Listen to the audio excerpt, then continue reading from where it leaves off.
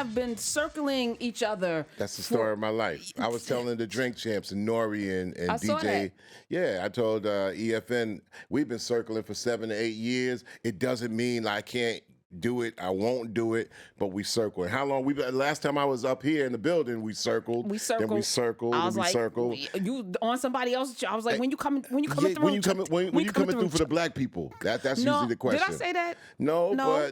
but it's like one of those things. And I'm the type of person that would walk to the Apollo and put in my time. So I mean, you only could be in so many places, so many times. The world is connected with the gadgets that's attached to our hips and sometimes heads. So you're everywhere, but you could be everywhere and nowhere at the same time. Well, you're here today. I'm and here I'm today, honored. so we're blessed by and this moment. Listen, we cannot celebrate 50 years of hip hop and not have you in conversation around this. So You can, but I'm glad I have the honor bestowed upon me because a lot of the former pioneering generation, that a lot of times people that don't know the facts, they'll say, oh yeah, you a pioneer. No, I'm an innovator, but the pioneers were before me. And most of my stories are in salutes and homage to the pioneers. And you know, like I was going to do this and sort of like a town hall with the elder Curtis Blow. yes, Who's my senior, but also he's a vet. He's the godfather of hip hop, and he's a person that also bridges and transcends the before records into the area of hip hop, into the recording industry of rap music and hip hop that a lot of people just give the credit to who made the records and nothing else. So I'm the person that was able to bridge those stories into a golden era of the 80s into the early 90s, into the 90s, into the 21st century.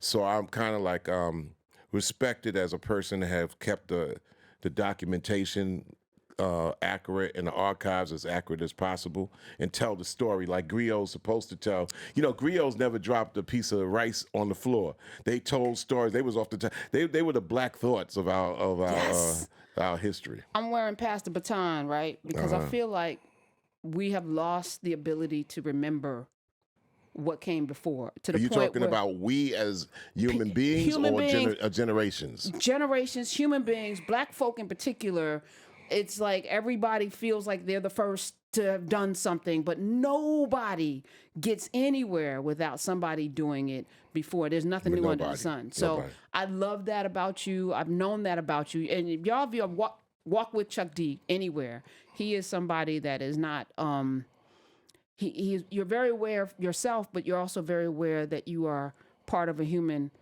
experience, that you're part of a human community, and you touch people when you go out. And I No love better that. than nobody else. But, you know, I consider myself a student of what I do. I think who I am by now, you know, what I am not. And I ain't never afraid to say, I don't know. I ain't never afraid to say, I can't give you that answer. And like I was telling the cats, I said, listen, you know, you're owner to what you think, slave to what you say. So it's cool. And it's all right to make mistakes as human beings. And I think this is, and I was talking to one of my partners earlier in this building of a technology called the Bring the Noise app. And we were just talking about the dependency. And all of my conversations is trying to not only fight back, but figure out what's your dance style versus deep fakes, chat GPT, and artificial intelligence. Because when you say what we don't do anymore as human beings, it becomes because we've been lax on the conveniences that we do have. And the more that we rely on our phones and gadgets to be smart, We get dumb. yeah, Yes. dumbassification metastasizes. Oof. That's a lot of letters in there. But you made it work. Chuck D is here. I wanna take us back. Let's go all the way back since we are Back to Noah's Ark, right? Not quite. Telling We're Noah not going that back. 3 won't work. That Rapper's Delight. This is Nile Rodgers, The right? original bass line, Chic. That was Chic. Chic, and you talk about Nile Rodgers and Bernard Edwards. Bernard Edwards, you know, makes the bass line, and at that particular time, Chic, they called Chic a disco band, but they wasn't disco. They just happened to be the badass band in the disco era. And they made, you know, Le Freak after they couldn't get in Studio 54. Right. You remember the time where, well, I knew as a dude, they probably let your pretty self in. But as a dude, I couldn't even get on 56th Street, 55th Street, or 53rd Street. They was just like, oh yeah, you go somewhere else. We blocking off Studio 54. So that's how I remember Well, the it. story is they were supposed to get in Right. and they got turned away, and they turned were like, away. "Oh, freak out!" Dun, dun, dun, dun, and they couldn't come up. And I bet you Donald Trump and Marlon Maples got in. Well, They was always on the page 6 in the New York Post. Am I naming a whole bunch of things that New Yorkers only know to be crap for a very long time? That's why I was so grateful for Dr. Yusef Salam. Yeah. to actually write that letter and take out that ad to say, all right, the shoe's on the other foot. Yeah, for And, those who don't know, so way back in the day, I was sitting at the Daily News when it happened. There was a Central Park jogger rape. It was horrific. Lady was left for dead, and there were children, young people in the park. So they just grabbed some children, and they had not had a trial. They had not had a trial. They were 14, 15, 16 years old. And Donald J. Trump took out a full-page ad calling for their death. And he took out a full-page ad in the New York Times, the Daily News, the New York Post.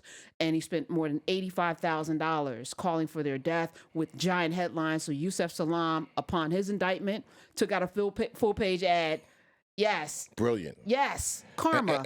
And not to be, side-eyed or facetious or anything. I don't know if I got the right words in the context, but it was just, smart thing to say at a particular time. Because most people, especially in New York, thought that Central Park started at one end of 58th, 59th Street and then have another end. Now it does. Right. Now it's called Soha, right? So Yeah. am I getting a little too New Yorky for the Yeah, conversation? no, but that's important because people who are in the tri-state area in New York who understand New York culture, it is not translating across the rest of the country. The fact that Donald Trump got elected, for people who live in New York, they're like, Are you kidding me? Did y'all what fell is for that happening? 3-card Monte trick? stop it, and they're still falling for it. He's getting- Usually people that come to New York back in the day would be amazed at what would happen on the corners and fall for the 3-card Monte trick. Now you see it, now you don't. Here, the shell is moving, baby. Yeah, here's the marble under the clam. Now you see it, now you don't. Which one you got? And a whole bunch of people like looking, and meanwhile somebody going picking each pocket as the person who picks the clam doesn't even win. never win because there's That was 45. that was 45. All right, The first rap recording, I got to give it to Pigmeat Markham. here comes the judge. Here come the judge. And matter of fact, Pigmeat Markham on that record. Hold on, produced by- you got me sitting up right now. Well, check it out. Come on. It's on Chess Records, the great label from Chicago, right? That also had electrified blues, Howlin' Wolf, Muddy Waters. Starts in 1947, 48 with two brothers from Poland, Lyndon and Phil Chess. But in 1968. They had moved to another level, putting out soul records, and Pigmeat Markham from Harlem was a comedian, opened up all the shows. He does Here Comes the Judge because rapping was just like this, talking in a rhythm. And he does Here Come the Judge in 1968, and it's got the beat played by Morris Jennings or Sam Lay on the drums. Gene Barge takes him in the studio, and you starts like boom, boom, tat, boom, boom. Y'all can look it up. Here Comes the Judge. But do you know in the middle of it, you hear a voice, and it's like, I'll take 2 orders of 2 beers, please. A woman comes in the middle of it. You know who that woman is? Minnie Riperton. No, So Minnie Riperton no, is on the first, to me, I call the first rap recording. Hold on. Because Minnie Riperton recorded in Chicago for Chess Records Yes, on the she Rotary did. Connection. She was the lead vocalist on Rotary Connection. Why do you know? So first of all, what you are witnessing, anybody who calls themselves an artist or a musician, if you do not have the history to go with your mystery, Yeah. then you should sit down, have several seats because you're not helping the culture. Because this is the knowledge that is missing, right? You just tied some things together for me that I didn't even know I needed to know. So thank you for that. It's But important for artists to know art and the history of art. Because when you know the history of art, art is short for artificial. It's not real life, but it's a facsimile of real life. So it's a construct that, that kind of reflects. It's different now because of technology and gadgets, and that's a whole nother conversation. But it's important to know the history of art so it doesn't shock and amaze you.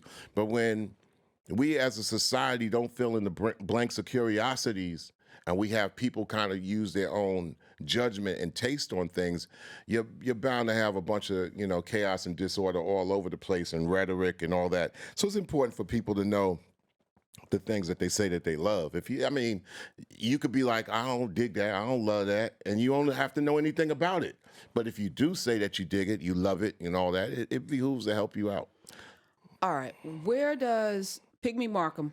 When you said, I was like, my daddy had me up on Pigmeat Markham. Yeah. I mean, he probably didn't want you to listen to the records it's like not, Red it's not Fox gonna, and all that. No, he had me up on a Red Fox. That was that N word's crazy. LaWanda Page.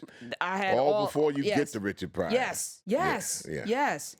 Where does Gil Scott Heron fit in this? Is 50 years of hip hop, but it goes back. Where's Gil Scott Heron? Gil Scott Heron is on that mountain of greats, the Mount, Rushmore, Rapmore, because he is able to be not only just a great elocutioner of words, great writer, wrote books, the Nigga Factory and things like that, but he's a full artist that actually breathed society and spit it out in what he thought was a great interpretation. So when he gets a little bit of major distribution in the 70s, coming up out of Flying Dutchman records into Clive Davis goes I think Clive Davis starts Arista in the mid 1970s and actually puts out Gil Scott Heron. The Revolution Will Not Be Televised, and records. I mean, Gil Scott Heron tells a black story in a black time where we relied on records and music and recordings to give us the straight dope, as they say, as opposed to say, well, I mean, we didn't see ourselves on TV. Right. If anybody says it's a different world, virtual audience, back in the day, if you want to look and see how much black folks was part of society, go to YouTube. Yes, I said YouTube, because these tools are out there to use as tools and not just as toys, although they could be enjoyable. You could get lost in them. Go to YouTube and look up commercials in the 1970s in the United States, and you be like, well, where the black people at? Well, we came through a lifetime, we didn't see ourselves anywhere, so we had to always go on, how did we hear ourselves? Because at least we were allowed the audio. But today, people listen with their eyes. And that's what you call them? What you call them? Screenagers. Screenagers. They listen with their eyes. I mean, from 10 years old, 5 years old to 80, they listen with their eyes, which is a way that you could get duped, especially in the day of AI and deep fakes, and we're going into a 4 to 5 year period that it will be hard for an old head to recognize anything, but a new head to believe anything. You know what I'm saying? So, I mean, back then, we knew that what was said to us, word was bond. So whether it was the Isley Brothers saying fight the power, whether it was somebody, Smokey singing a song, Stephanie Mills, Marvin whatever, Gaye. Marvin Gaye, you took those words to be word. And when they wanted to go into the extra word, like the Last Poets, Watts Prophets, Gil Scott Heron, they doubled the verses and the hooks with words, and they spoke it. And spoken word was big, man, for a long time. Spoken word is our heirloom, it's our background. And also, let's in the city of New York, let's not make light of the folk and the beat poets. For the Allen Ginsbergs, Oh, you saying Peter, something. Paul, and Mary, and all. I mean, the beat poets, and put together by a lot of different, labels like Vanguard. I think that's the Solomon Brothers, Jack Holzman from Elektra. I mean, they put out folk records that spoke truth to power. So when we talk about 50 years of hip hop, Yeah, there's there's 50 years of hip hop back to 1973, August 11th. And big up to the Hip Hop so what Alliance. is the significance of that date before we move forward? Well, first of all, I'm gonna say big up to the Hip Hop Alliance and our chairman KRS-One from the Bronx. Boogie Down. Historian, Boogie Down to the T, and they ain't no joke, and then you got Curtis Blow, our elder, MC Light Treasurer, but it's really a formation of these names, bringing a collective movement of people and being accurate to the story. So there's a lot of things happening if you want to pinpoint a story of August 11th. 1973, and we tell that story in the 4-part documentary that we put together. Big up to managing partner and the producer of the film, Laurie Bula, also from the Bronx, did an excellent job on telling the backstory. Because a lot of times people see things and they say, well, well, we don't want to tell much of the backstory because we don't want to bore people. But we're not really being inviting to people who don't care about us anyway. So it's going to be there, right? So it's a 4-part on PBS. And the importance of that August 11th, 1973, Akaris once says so clearly, Blastmaster says, he said that was a back to school event for Cindy Campbell and her brother, Kool Herc, to DJ and have some place to go in that building at 1520 Sedgwick Avenue and be able to make something out of nothing in the area that was left for dead. And from out of that, the spark rose. And also, we can't be further amiss outside of that what it involved with that culture. The master of records, Africa Bambaataa. Later on, the manipulator, inventor of different manipulation of records, Grandmaster Flash. Oh, yeah, Grandmaster Flash. You got to name the DJs first. Okay, I'm sorry. And the DJs, and then also the Jamaican DJs from Brooklyn. And Brooklyn has a whole nother culture that comes straight from the toasters of Jamaica, and then they come up with Grandmaster Flowers and Maboya and DJ Plummer, because Brooklyn is a whole nother planet. Kool Herc is Jamaican as well, right? Yes, but what moved Kool Herc out of Brooklyn into the Bronx, coming from Jamaica, he probably, when you study black migration is like, well, we had hell from where we had to come from to try to get to a better place. So whether you're studying the blues, electrified blues from people trying to get up out of what? Jim Crow. Jim Crow had a lot to do with our movement, history, and culture. My grandfather and his brother had to get up out of North Carolina in the late 1930s because they had an argument with some white dude and rolled him in a ditch. So they hightailed it out of there when they got the knock on the door in Rockingham, North Carolina, like, are we looking for so-and-so? By that time, my grandfather and my uncle was in Philadelphia and Detroit. So Jim Crow and the conditions always moved black people north, no different than the conditions of the islands when they started to open up. So in many places, the Bronx opened up to Puerto Rican movement from the island of Puerto Rico. And then Brooklyn opened up from the island of Jamaica, and then the Caribbean all of a sudden. Why? Because we need people to do menial tasks, menial jobs. Yeah, we got a place for them to stay because coincidentally, as white America spreads to the suburbs, the cities is just left for hanging, but we need workforce in these companies in the cities. So we need, people who maybe are not as privileged as white folks in the suburbs to come work in these factories in the city. And they need a place to stay. Well, the New York City transit system means that you can get to work on time for a nickel or a dime, later on a quarter. And there ain't no excuse for you to work in this factory 8 to 9 hours a day for whatever we gonna pay you. And I know it had to be low because, Karen, the first job I had in this city in 1977, remember like yesterday, I was getting $2.25 an hour, $2.35 an hour. Flipping burgers? No, I never mess with people's food. Never. I never don't mess with people's food and don't cut nobody's head. I'll be all right. I was shipping and receiving. I worked under my dad for a year, and then I worked the next year in 78 in Long Island City. So take us back again, August 11th, 1973. You're just turning 13. Yeah, and so therefore I was amazed at hip hop. Well, I wasn't amazed at hip hop because I'm a big sports fan.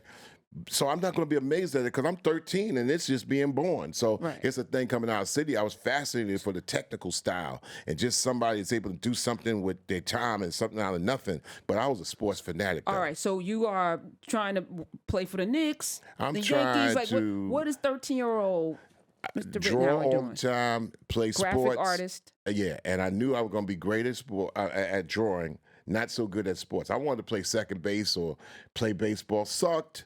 Basketball, I hustled, but sucked. You got to know your calling. How do you know when you suck? Because today, no one thinks that they suck at anything. Everyone thinks they're great. That is a true fallacy because at the end of the day, you could give yourself your own interview on your phone and look at yourself. And maybe get a little audience too. Yes. Back in the day, it's like, dog, you got to find something else to do. And the people that would let you know were brutal and let you know. So you had to go to your other skill set areas. Yeah. And nobody wanted to be a thug because thugs were their own little circle that you had to seriously qualify to be a thug. Whether it's Long Island, Queens, Brooklyn, Bronx, Manhattan, Harlem especially, you had to qualify to get in those circles. And today you can fake it till you make it, but that didn't come from, easier thing in time. It came from the illusion of being a screenager where you can be all you can be, but just keep it to yourself and be that. Back in the day, they said, be all you could be, you better join the army. Facts. Chuck D, in case you don't know that voice, and it's legendary. Getting back to Lil Carlton at 13, wanting to be A baseball broadcaster too, a sportscaster. That's where the voice. Okay. Well, the voice comes from my dad, who actually was in the Marines. So when my dad was like, hollering, if he trust me, if he told you do something and had to do, and he had to tell you twice, you didn't want to hear that, and then you wouldn't even get a verbal. You wouldn't even get a verbal whatever. You get one of those. Like it was steam would come out of his nostrils. But the voice comes out of that. So when I was growing up and we would hear Dr. Martin Luther King Jr. on the radio when he was alive, I was like, well, he says sound like daddy. But having that, well, I guess that's inherent in the DNA because my brother sounds the same too. And we hear each other, we talk to each other. He sound like me, I sound like him, but we sound like daddy. I wanted to become a sportscaster. I love sports so much. I like what Marv Albert was doing in New York. And I said, I like this play-by-play. I like my teams, and I could do that because definitely ain't going to play. What's the soundtrack? What's playing? In my mind?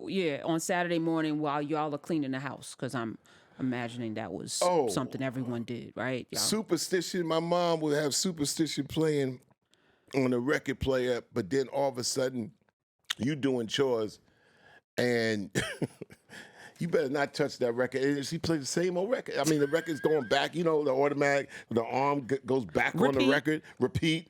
And you're like, well, you better not touch that record. So we didn't even touch records, you know what I'm saying? And that's what I tried to get away from, because if that's playing on the record player, I don't want to be in the house hearing, Odetta, Roberta Flack, Stevie Wonder, so you get your musical training from a Motown Stax Atlantic household, then the radio every once in a while, the Super 16 WWRL, but also not also knowing that WABC was a great teaching because it taught you all the other musics that was music. Right. And the melting pot of New York City was reflected in WABC. So you're getting a little Journey. Who's playing back then? Who's playing back then? Steely Dan, Ricky Don't Lose That Number. But also you're getting the Spinners. You're getting a little bit of James Brown. Mighty Love. You're getting, and you're getting Janis Joplin. You're getting all these, you're getting what Elvis and Dion and stuff like that, but Petula Clark. But you're also getting, Al Green, is throwing up in there. Temptations. You're getting all that Motown Stax Atlanta. You're getting Otis Redding. So we were educated as black folks highly in the New York area because we knew everything about white culture, but we knew ourselves. And that's why, as a student, I always thought I had an advantage as a black kid. I know everything about y'all, but y'all don't know anything about me. So when I went to a white high school for architectural program, I was a phenom because I was a badass in the arts and skillful drawing and design and stuff like that. But I knew everything, and they were just like, the white kids got education off of all the black kids that came out of Roosevelt. See, all the black kids, we had like the tech programs we didn't have in Roosevelt: architecture, mechanical, and electrical engineering. And so we had to pass a test from Roosevelt to go to this white school that had the programs, and it was something they figured that, okay, we want to balance out the school systems. So I took and passed the architectural test. So I left Roosevelt to go to this school near Westbury, which was about 4 or 5 miles away. And it was culture shock to everybody because it wasn't like 2 or 3 black kids in a white school. It was like 100 of us. You know what I'm saying? Y'all came in like Voltron. We came in like, woo, like Voltron, right?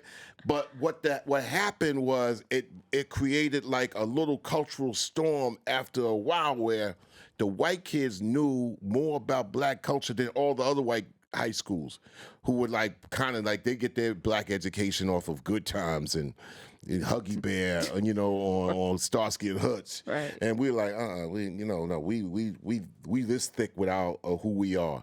And the white kids at Clark was like, they knew more about black culture. We already as black kids knew everything about. We knew come on. I wanted to get my room as neat as the Brady Bunch boys. Yeah, that was pretty tight. Right. Now, how to So keep so I'm just saying that was the biggest difference back then. We had advantages as black students because we knew about black life, which wasn't easy, but we had to know ourselves. But we also knew about, the whole white life in the United States of America. They didn't know anything about us. So is that a disadvantage or advantage? It was an advantage for me. So you went from there to Adelphi, which is where you met Mr. Drayton, William. Y'all, so Way y'all don't- years later, I first went to Delphi. I first met Hank in '79, who visited. Hank was from Roosevelt, Hank Shockley, and then later on Bill Stepney, who was a classmate in the early '80s, and then Andre Brown, Dr. Dre, Harry Allen. Wait, Dr. Dre went to Yeah, Adelphi? the Dr. Dre from our Dr. Our Dre. Dr. Dre, Yeah, the Yo MTV the one, Raps. yes, that one. Yeah, we were all yes. in the same class. Dr. Andre Strobert was our musical professor of black music, history, and art and culture. He's a profound professor out of Brooklyn who's a musician, worked with people like Mandrill and play in groups like that. Wow. And he would teach us the nuances and I can't say that word, etymology. Etymology, yeah. you Etymology got that. of- and I struggle with some words, so that's Well, you that's got why it. we all need help. Thanks, I was drowning in the water for that one. But Andre Strobert and me, Bill, Dre, Harry in the same classroom, and then me going my to God. Spectrum City, and Spectrum with Hank Shockley, Keith Shockley, Eric Vietnam Sadler. We all had a scene that created on Long Island that actually embraced the culture of technology, black music, DJing, and rap music and hip hop. We were fans of everything. So the fans. Where did it come from? So you got Motown in the house, you got Kool Herc somewhere you didn't even know about. You got a little, you got a little this, a little that. You're at Adelphi. When did Chuck D emerge? Because what were they calling you? I was Chucky D as in Spectrum. I was Spectrum's first MC.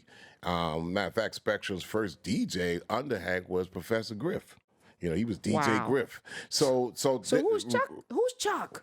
Chuck was a person who's a fan of the arts and was the artist. I came in the Spectrum wanting to be a person that just wanted to brand us and come up with great logos, great flyers. And I had a little bit of kick-ass envy at how the rock scene would, just like the rock scene would be on Long Island, and they have all these venues, and then every rock band would have a logo. Kiss comes up out of that. Yes, Anthrax comes yes. up out of that. And the rock bands at that particular time in the 80s, they would play the places full of thousands of people. They didn't even want to make records. Twisted Sister comes up out of that. I felt that we as DJs could get some of that and build a world like that. So Chuck was a very integral part to trying to get hip hop and rap music and DJing culture to get respected in the places that they tried to talk junk on. They tried to talk junk about Harlem. They tried to talk junk about the Bronx and Brooklyn. They totally ignored. Queens became closest to our scene because Queens is Long Island. When I was growing up, Queens was Long Island.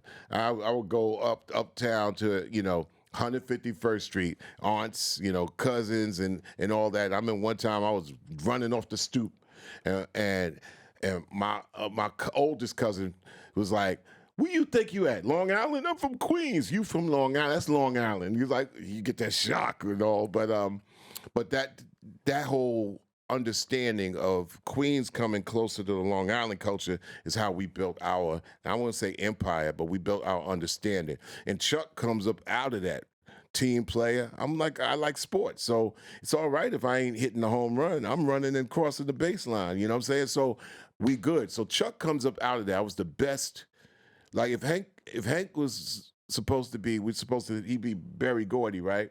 my job was to be Smokey Robinson. You know what I'm saying? It's like I I work see with it. the artists, I arrange, I maybe name my brand, come up with logos and stuff like. I'm a behind the scenes person. I relished being behind the scenes, but when duty calls, that's when the Public Enemy thing started. Where we wanted to be the Motown of hip hop, and we felt that we had the terrain, we had the heads, we had the experience. The only thing we didn't have, we didn't have money. Let's talk about that when we come back, because you got money now.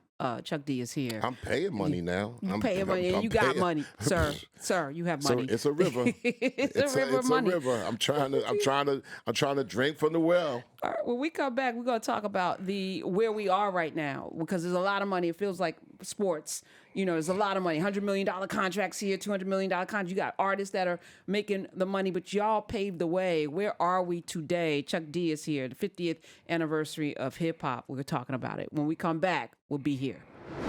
You talk about being a Smokey Robinson, Berry Gordy, Motown. Tried to be. Well, I mean, you named Busta Rhymes. You've done these things. Talk about that verse in particular. What did it require? There was a moment to come together. Something was happening in the country, not just in New York. And you, Melly, everybody. It's like if you look at Heavy D, MC Light, of course, KRS-One. I mean, so how did this first of all come about? And then this verse, was it one take? No, for me, I felt like a fraud because I didn't show up on time to the video. I was doing somewhere else. That's why I said you can't be everywhere at the same time doing everything at once. So I think we did our video a section later. So every time I hear the song, I think about, damn, I missed the video spot where everybody was at. Flavor was there that day, right? Coincidentally, believe it or not. But when I think about this song, I'm thinking about it was a culmination of a buildup of a lot of things that we were thinking about and talking about. The message was such a seminal moment that it scared a lot of people away from the deal that was going down, because people just thought it was a Bronx thing. When broken glass everywhere, people piss on the stage, side like they just don't care, right? Well, and out of that, you had what? You had message songs, divine sounds, and nobody talks about. Remember what people do for money, man? What people do, right? For money.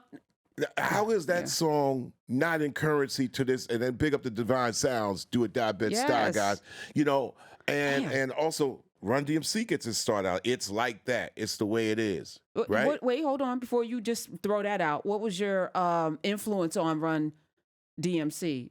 You had a hand in that. I was part of the collective that helped give them their first interviews. That's what I just wanted to just say. There's a thread here, but yeah, go ahead, continue. Because I wanted to be behind the scenes, and we wanted to push that Run DMC Jam Master Jay thing into the stratosphere. It's new. It's out of Queens.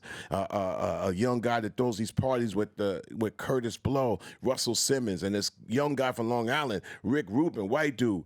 They are coming on something like "Wow, It's Yours" by Tilo Rock, who's the brother of Special K from the Treacherous Three.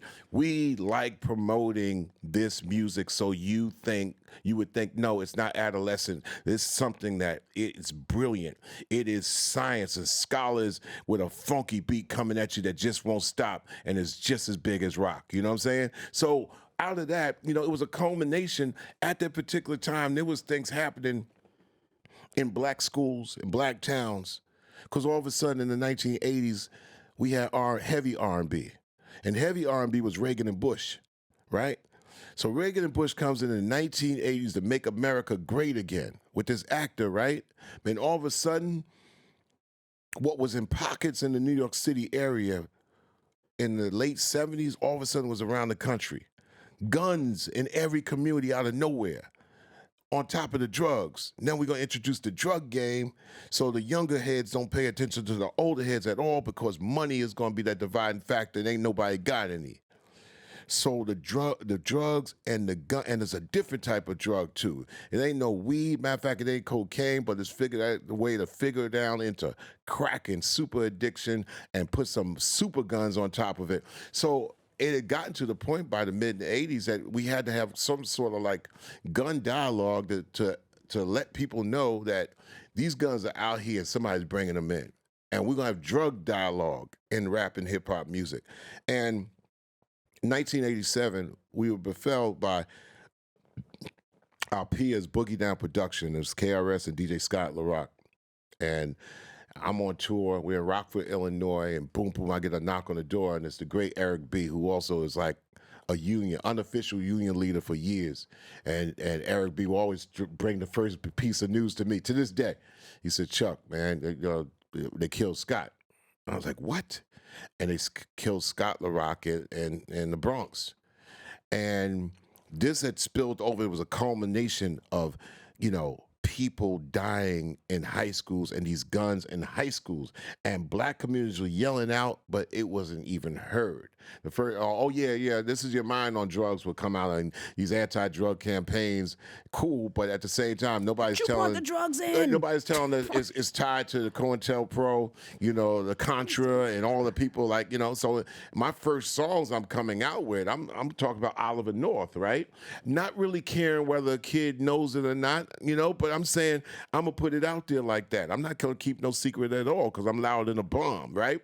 But it had built to a point, and KRS-One and Carly from Jive Records, who became the record company they had just signed to, and Nelson George, Bill Stephanie, Hank Shockley, all convened to get together with artists such as Daddy-O from Stetson Sonic, my bro, who also records with his Old Dad Truth label, with our Spit Slam record label, has done like 5 albums in the last 2 years. But he's like this true griot. We would go around the country and recruit movements in hip hop and rap music. And he's part of that record too, helping it come together as an artist, arranger, and person that gets everybody to the table. And we decided to say, listen, man, MC Lyte, Heavy D, may he rest in beats, people on it to show that rap music could go against the grain to make change. Instead of being the thing that causes the scenario. They blame Run DMC for gang violence at a concert in Long Beach in 1986, where it just happened to convene Crips and Bloods who had gotten a different type of level with the guns and the drugs. Before, the Crips and the Bloods in the Southern California region were just like community protectors. Turf, this is our turf versus your turf, boom, boom, boom. But you pour guns, drugs, into the young heads and incarcerate the old heads, then you have no connection to rules and all that, then you get another element. It's almost like putting the animal on steroids. And so you had these situations convene, there was a fracas, and they end up blaming it on rap. And that was my turning point in 86, where I agreed to say, I think when we come together with something called Public Enemy, the media is going to have to deal with us telling them the truth about these things for the first time ever. And that was the breakthrough of Public Enemy, is that our press conferences and our interviews became as big as people's concerts. Yes. I remember one of the first stories I did outside of sports, because I came in the Daily News as a sports writer. They sent me to a barbershop where they were specializing in putting designs in hair. Yeah. And one of them was the Public Enemy sign. And that was the picture that we used on that story. Yes, ma'am. I remember that. Thank you. Yeah, that's also, crazy. You put it at the same time, you put in the one where when George Harrison was taking a slap at rap being computerized rot. And I had a little bit of clap. I didn't know it would be in the Daily News, but the clapback came. And a big up to David Hinckley. David Hinckley, yes. One of your people that, I said, yeah, I guess if it came, and I'm a big fan of George Harrison, but he came with that coming at rap. So if you talk about rap, then I'm going to come at you. So I had that Chuck Snide remark and said, well, if it was Ringo, I said if it was John or Paul, I'd have felt bad, but hey. George Harrison. Yeah. But I dig George Harrison's music. I'm a big Beatles fanatic, but I'm a bigger rap head. Yes. So that self-destruction was powerful. Fast forward, it's 2023. And Daddy-O is putting together, stop self-destruction. So he's taking it to the next level right now, and it is time, and taking it to different levels, because you can't put one song is going to change the world, but the effort of an album project, a project that goes into truth to power, into communities, because of my alliance with the Hip Hop Alliance, which ties all movements and organizations together. And to me, my opinion is with the Hip Hop Alliance, the hip hop and rap music's first union, is that it's in partnership with SAG-AFTRA. Not only does it figure out how you get health care for participating in $1 billion industry, but also who do you go to? Who are you? What do you go to? How is this tied in? If you're a part of a family, what's your legacy? Well, where did grandpa's royalties go? That type of thing. Ron Isley, probably. Right. I'm joking. Right, all right, that's a joke. And then being able to super connect organizations and movements to a cohesive thing where real people do real things. Listen, we're artists. It's all right for artists, to be Salvador Dali, which is like sometimes we got a license to ill. Yes. Or be crazy as a monk. You know what I'm saying? Sometimes a license to ill inside the confines of art. Once you come out of that box, like just what happened to that dude Scott Adams, that did the Dilbert. Mm-hmm. He has a license to ill as an illustrator in his illustrations of his cartoons. The minute he goes out of that confines and start running his mouth, now you in another boxing ring. Right. You went from boxing to mixed martial arts. You know what I'm saying? Right. You went to MMA and you got your head knocked off. Can't start screaming because once you come into the interview circle or running your mouth outside of your art form, we have license to ill as arts. I think Kanye West is Salvador Dali and Salvador Dali canvas constraints. Right. Keep it on vinyl. Keep it on vinyl. Right. Exactly, So- Karen Hunter. That's why you are who you are. No, I am because Keep it to the so many paper, people keep came- it to the page, keep it to the Yes, mic, keep it yes. to the stage. Once you start coming in here, talking to the people, you got to figure out, like, what's my governor here? So what's your governor, Chuck D? Owner to what I think, slave to what I say. Okay. So my governor, my way out is like, I don't know what you're talking about. I can't I answer love that. it. I love it. And it's crafty lesson, y'all. This is masterclass right now. Chuck D is teaching.